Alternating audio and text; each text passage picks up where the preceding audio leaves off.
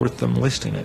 There's a lot more people in prison than working on the farm. In the first place, there's a lot of people who would like to work on the farm and have been chased off it by the endless commercialization of agriculture. But in any event, what's impossible is continuing to spend 30 calories of fossil energy to bring 1 calorie of lettuce from California back to the East Coast.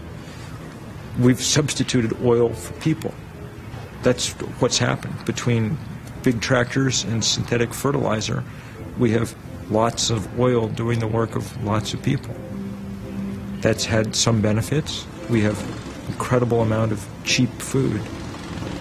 But as we've begun to understand even in the last few years, even that's not the greatest benefit in the world. It's one reason that Americans are now fat and, we have too much of that stuff. So we're going to have to stop taking for granted our use of energy. On the one hand, at least as it comes to oil, it's not going to be there anymore. We're beginning to run out, and it's not going to be at the very least cheap anymore. And with climate change, we have to accept that we can't keep burning any of these fossil fuel sources with the same intensities that we have. We can't just switch from oil to coal to deal with peak oil, because that'll overwhelm our atmosphere, which is already being overwhelmed. So all these things break at once, and they're all part of this larger problem. There is a much larger story here about the deeper causes of the crisis that we're in. And this is the story of how humanity turned from partnership relations to organization by dominator hierarchy. 5,000 years ago, it started organizing by these hierarchical structures. And when you organize by that kind of structure, you've got a few people on the top and you have a lot of people on the bottom. There's a huge disparity between those. So it creates an enormous competition for the positions of power. And within that dynamic, it becomes imperative to maintain the system, to appropriate more and more of the resources to maintain that structure of dominance, to maintain the military forces, to maintain order, to maintain the priesthoods that develop the ideology and the religions that legitimate that dominator hierarchy. And then you begin to realize that that whole pattern is played out throughout 5,000 years, and it evolved through originally the city-states and then the nation-states, and now we see the melding of the corporation and state power, and all to maintain that dominator hierarchy by violence, by extreme violence. There are two nightmare situations. One of them is that when those in power start to see their power slip, whether through external invasion or internal revolution or through ecological collapse, they'll just nuke the world. They'll destroy the world instead of losing their power. I think that's very, very possible. Another nightmare scenario is that this culture continues to sort of trundle on for another 500 years, just keeps taking off the top of mountaintops to get at coal, keeps doing everything it's doing, with the rich getting richer, the poor getting poorer, the rich getting more and more strange, as they, continue to explore space. It's insane to be exploring, is there life on other planets? We'll keep this up and there won't be life on this one, It's like, it's insane. So that's my other nightmare.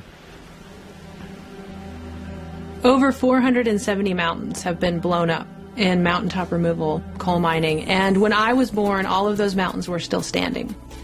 And in my lifetime, hundreds more mountains will be blown up if we don't do something. Mountaintop removal started in the 70s, but it really ramped up in the late 90s and into the 2000s. But it's been going on for about 30 years. It's much more profitable to just blow up the mountain than to hire a bunch of people to go underground and pull the coal out.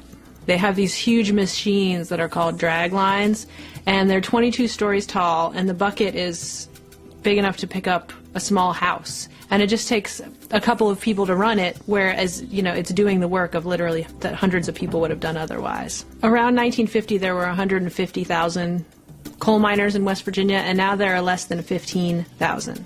and they're producing relatively the same amount of coal. So you can imagine, with your labor costs go from 150,000 to 15,000 people, you're making quite a bit more money. I don't believe we have the right to blow up some of the oldest mountains on Earth for one generation to have cheap electricity, because those are mountains that my children will never see and your children will never see. I think the big question facing all of us is, will we transition to cleaner energy systems, to ways of doing the things that we all need to do that are not going to continue to push the planet towards the tipping point? Or are we going to not act until it's too late?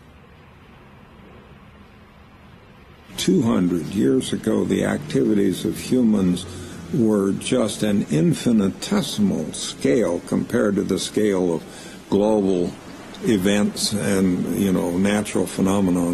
Now we're so big that it's, we couldn't fight World War II over again. It was fought on gasoline. Much of it was from the continental U.S. It's all gone. It's depleted. And right now it's ironic that we're waging war in Iraq using Middle East oil against Middle East people. And no matter what politicians say, a central part of the war is petroleum.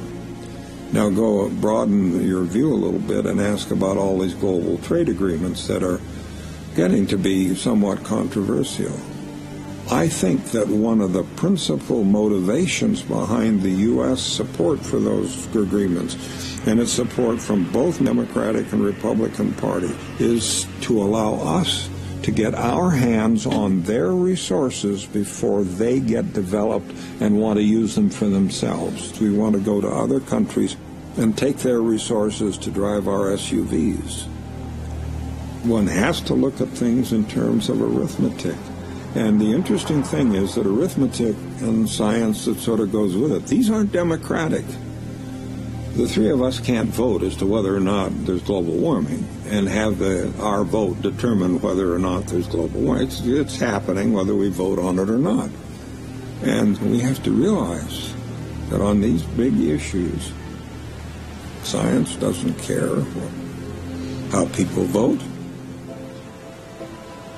Nature's going its own way, responding to the things that we do, the way we insult the environment and so on. And of course, if we don't stop population growth, nature will. And it'll be the four horsemen of the apocalypse. It'll be disease and war and famine, that sort of thing. This is basically what global trade has done. It has allowed for us in the U.S., for example, I'm sitting right here, I'm able to acquire through purchase resources from the other side of the world. And it's the putting together of resources from one part of the world and resources from another part of the world and bringing them to one place that overcomes the limitations of any particular geographic space, that allows for more and more things to be built, more and more complexity. Now the problem is that globalization also means that everybody is now tied in to this ecological overshoot we're in, and that it's very difficult for anybody in any particular place to feel that they can manage their own affairs. And it's not just for the resources, it's also for the pollution. So there's never been a time when all these civilizations around the world are essentially linked up through resource exchange in this globalized free trade system that in the short term gives us amazing economic growth, but in the long term makes us incredibly vulnerable to any shortfall in those resources, to political instability with any trade partner. And so massive amounts in terms of militarization to make sure that all these people keep trading with us. We set up gigantic banking frameworks and global trade agreements to say, you better keep trading with us. And that all has a cost too. The bureaucracy has a huge cost. So this added complexity has diminishing returns, and at some point we actually are going to need to simplify our management, the size, location, with the capacity of the planet.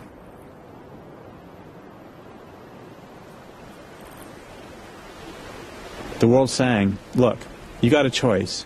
You can either fix it or I can fix it. And if I fix it, you're not going to like it. because I'm going to throw everything away. And everything means most of us.